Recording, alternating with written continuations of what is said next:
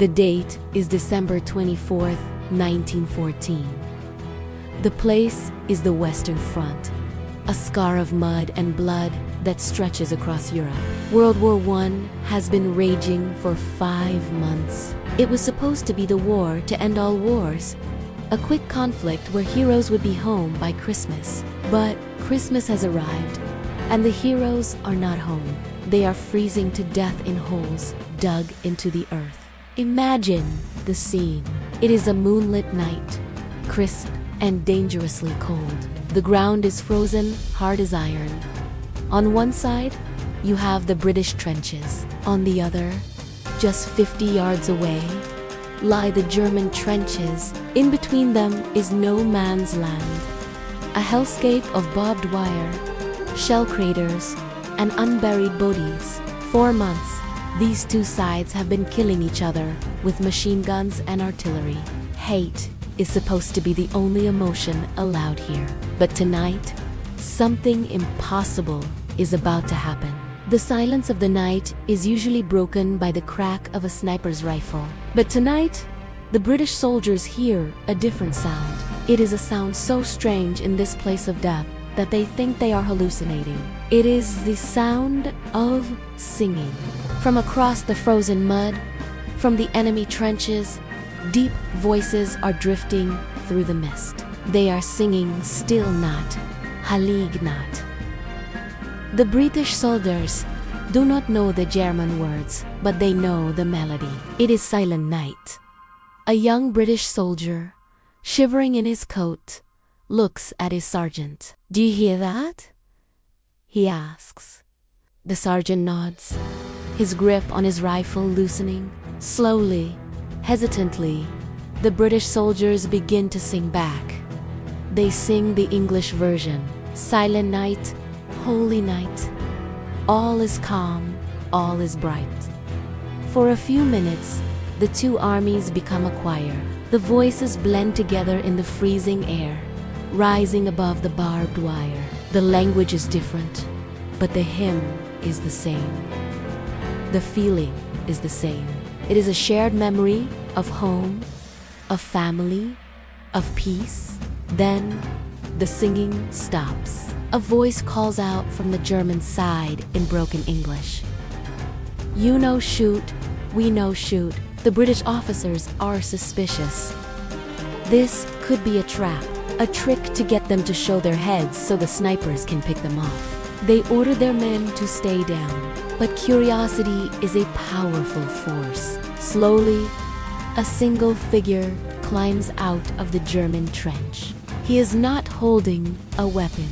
He is holding a small Christmas tree with lit candles on its branches. He walks into the middle of no man's land, standing fully exposed in the moonlight. He is a perfect target. But nobody fires. One by one, heads pop up from the trenches. Then, a British soldier climbs out. Then, another. Then, another. Like a dam breaking, the fear washes away. Hundreds of soldiers from both sides climb out of the mud and walk towards each other. They meet in the middle of the killing field. These are men who were trying to kill each other hours ago. These are men who are supposed to be mortal enemies. But right now, they are shaking hands. They are lighting each other's cigarettes. They are showing each other crumpled photographs of their wives and children back home. "I am from Bavaria," says one German. "I am from Liverpool," replies a Brit. They realize, with a shock, that the enemy is not a monster. The enemy is just a man who is cold, tired, and scared, just like them. They exchange gifts. The Germans have sausages and cigars. The British have plum pudding and brass buttons from their uniforms. They trade these small treasures like gold. Someone produces a bottle of schnapps. Someone else finds a bottle of rum. They drink a toast to the holiday. And then, perhaps the most famous moment of the entire war happens. Someone kicks a ball out from the trenches. It is a ragged leather soccer ball. In the middle of the frozen wasteland, a game begins. It is not organized. There are no referees. There are dozens of men on each side, running and sliding on the ice, laughing. For 1 hour, the war does not exist. The generals in their headquarters, miles away, are furious. They issue orders to stop this fraternization immediately. They threaten to court-martial anyone who refuses to fight. But the orders are ignored. For this one night, the humanity of the soldiers is stronger than the authority of the generals. They bury the dead together. Soldiers from both sides help each other dig graves in the frozen earth. They hold a joint service, reading prayers in German and English over the fallen.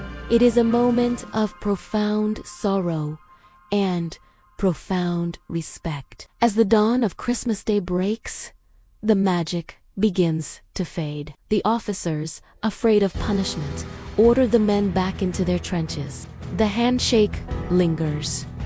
The eyes meet for one last time. They turn their backs and walk away, back to their holes in the ground. The truce lasts for a few more hours in some places, a few more days in others, but eventually, the sound of singing is replaced by the roar of the cannons. The war resumes. It would drag on for another 4 years. Millions more would die. Many of the men who played soccer that night would be killed by the very men they shook hands with.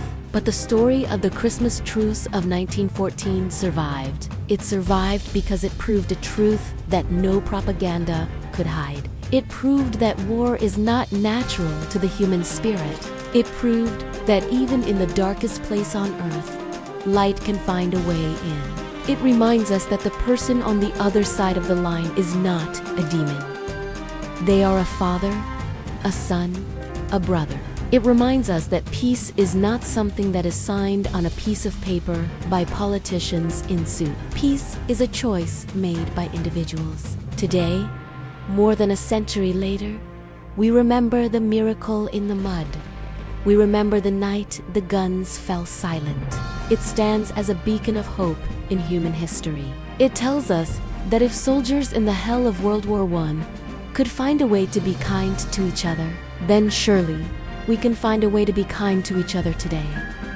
The snow melted. The soldiers died. The trenches are gone. But the echo of that silent night still rings out. It whispers to us across the ages we are all one. Thanks for watching. If you liked it, please like, comment, and subscribe. I'll see you in the next video. Bye!